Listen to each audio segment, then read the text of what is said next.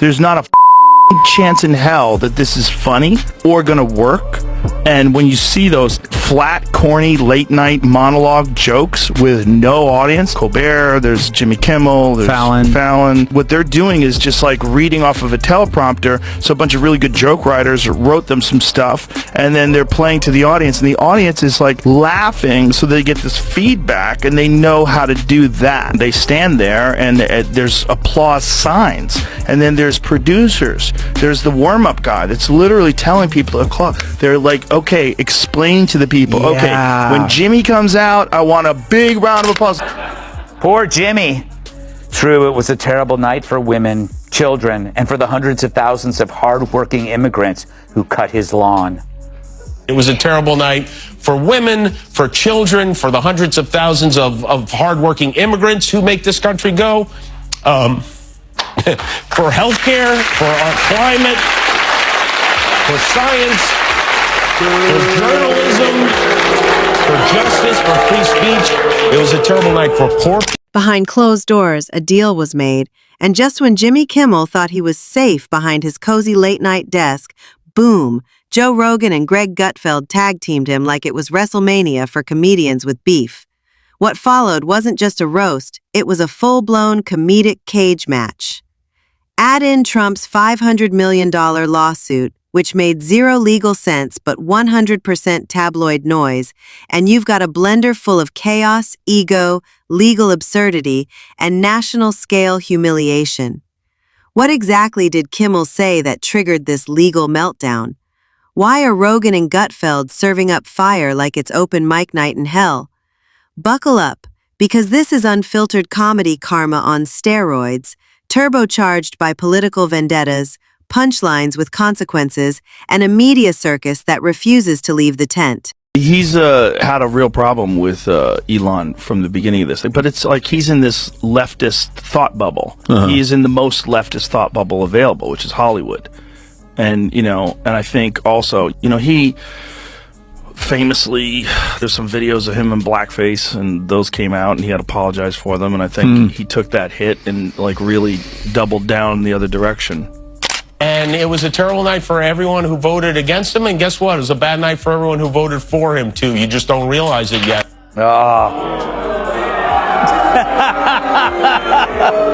You know what? If I ever cry on TV, it'll be because Maroon 5 put out a new song. But that's it! You big Donald Trump filing a $500 million 0-cents lawsuit against Jimmy Kimmel is the legal equivalent of a drunk uncle flipping the Monopoly board after landing on Boardwalk for the third time. Rage, confusion, and absolutely no logic.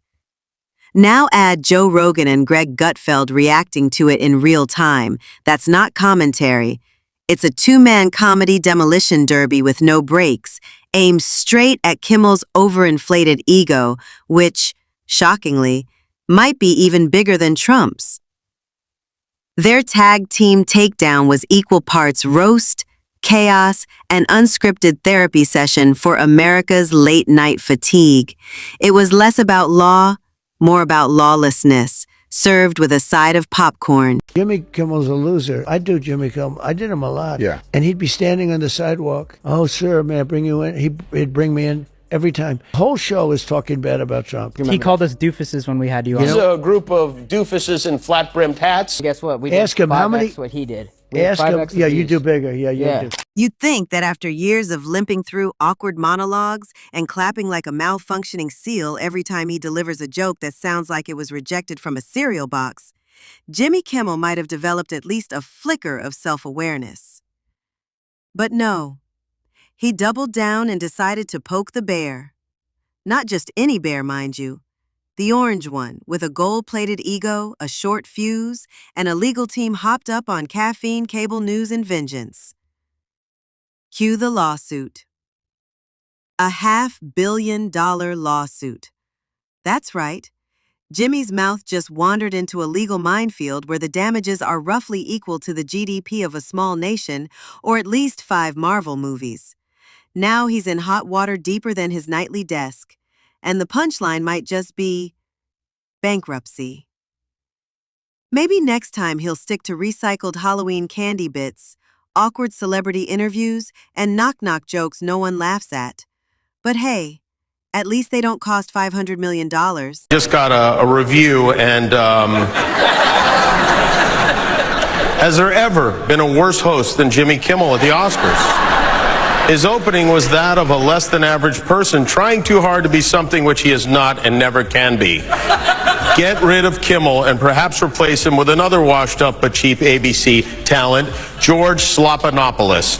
He would make everybody on stage look bigger, stronger, and more glamorous, blah, blah, blah. Now enter Joe Rogan and Greg Gutfeld, stepping into the Kimmel debacle with the precision of trained snipers and the energy of guys who just discovered that roasting Jimmy is way more entertaining than debating flat earthers, mocking TikTok trends, or writing dad jokes for Fox News segments. Armed with sharp wit, zero filters, and a shared love for chaos, they turned Kimmel's legal nightmare into a comedic free-for-all. Their takedown wasn't just commentary. It was a verbal cage match. And Kimmel didn't even bring gloves. How weak and pathetic is a guy like that? The Tonight Show, which is dying. They're all dying. Where's Johnny Carson? Bring back Johnny. It made you appreciate, right, Uncle Sam? It made you appreciate the greatness of Johnny Carson. I go on a show, and he goes, "Is that your real hair?" I said, "Yeah." He said, "Do you mind if I mess it up?" So he grabs it, and he starts really going crazy, right? And everybody laughed, and it was a big thing, and it was a big hit. It was all over the place, and he got great ratings and all. And 6 months later, he went out because he was under pressure to apologize because he humanized Donald Trump. But the killer phrase was at the end when Kimmel said, "You just don't realize it." Because you see, he's smarter than you, and he needs you to know that. And his ego can't bear that there's someone out there more famous and more influential than him. I got news for you, Kimmel. The last time you mattered, Bruce Jenner still had a Rogan took one look at the lawsuit and burst out laughing, louder than a hyena on ayahuasca during open mic night. Because let's be real, watching Jimmy Kimmel try to navigate anything outside of cue cards is like watching a goldfish attempt to pilot a helicopter in a thunderstorm. And now he's somehow being framed as a fearless warrior for free speech? Please. Kimmel's idea of bravery is mocking middle America from the cushy safety of a Hollywood studio, with a soy latte in one hand and his dwindling ratings slipping out of the other. He's less of a truth teller and more of a teleprompter puppet, firing off coastal elite snark while pretending to be edgy. The only thing he's really risking is a lukewarm standing ovation from an audience that claps on command. At least with late night television, nobody gives a fuck about it anymore. I know. And it's slowly, you have a bad business model and you're not adapting. Yeah. The creativity's gone for late night comedy, right? Like, that's not really a thing anymore. You got Jimmy Fallon doing a song about different variants. And Greg Gutfeld? Let's just say he dove into this mess like it was a Thanksgiving turkey leg, and Jimmy Kimmel was the overcooked stuffing. Gutfeld, who basically holds a PhD in mocking self-important celebrities from the University of Fox News, saw Trump's lawsuit and practically rolled out a red carpet labeled, "Welcome to Clown Town, Jimmy." His takedown wasn't just savage, it was cinematic. Think roast you into a Netflix special level historic, complete with one-liners that left scorch marks. Here's the truth. Jimmy Kimmel has been cosplaying as America's conscience for the past few years, awkwardly straddling satire and sanctimony like a guy who thinks quoting the Constitution makes up for ignoring the comedy part of late-night comedy. Every evening, he rises from behind that desk like the Dalai Lama of smugness, delivering moral sermons with the same enthusiasm as a substitute teacher clinging to a lesson plan from 2006. Meanwhile, his writing team is backstage in panic mode. Quick, find a clip of Trump blinking weird. We'll stretch it into 7 minutes. And you'd think that kind of predictable formula would at least keep his ratings afloat. But nope, plot twist. They're circling the drain faster than his punchlines land. While the rest of late night fights for relevance by at least trying to be funny, Kimmel's gone full smug, full preach, and fully tone deaf.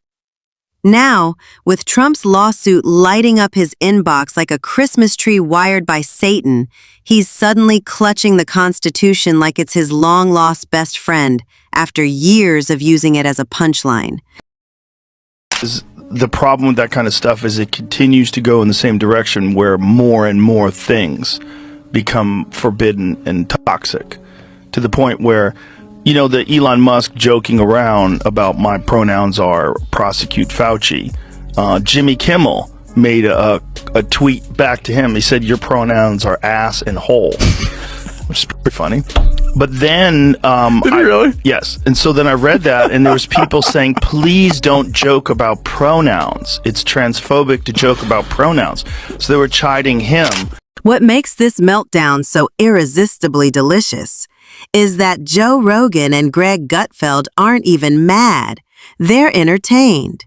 Rogan's probably already scheduling a full-length podcast episode around the whole circus, complete with 10-minute detours into chimpanzee dominance hierarchies, the pharmaceutical industrial complex, and a casual loop back to, anyway, Jimmy Kimmel still sucks. Meanwhile, Gutfeld just added another drawer to his comedy arsenal labeled Kimmel material, right next to his AOC one-liners and Brian Stelter quotes that sound like alien propaganda. Kimmel's entire late-night vibe is like that one guy at a party who waits until the music cuts out to drop a political take nobody asked for, the guy who brings up climate change just as someone's blowing out birthday candles. That's Jimmy.